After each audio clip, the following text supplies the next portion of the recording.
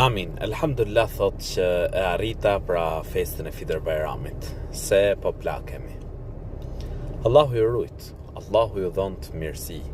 E lut Zotin e gjithësisë që t'ju jap ymër të gjatë dhe vepra të mira. Sepse kuptohet për një hadith të profetit alayhis salam se njeriu më i mirë është ai që ka jetën e gjatë dhe vepra të mira. Kështu që lut Allahun e lartësuar që t'ju bëj prej tyre. Lut Zotin e gjithësisë t'ju ruaj dhe t'ju jap mirësi. Patjetër që besimtari prakzohet kur arrin festën e Fitr Bajramit, sidomos pasi ka kaluar një muaj i cili është muaj mirësie, muaj adhurimesh të shumta dhe muaj ku në të shtohen më shumë nafilet.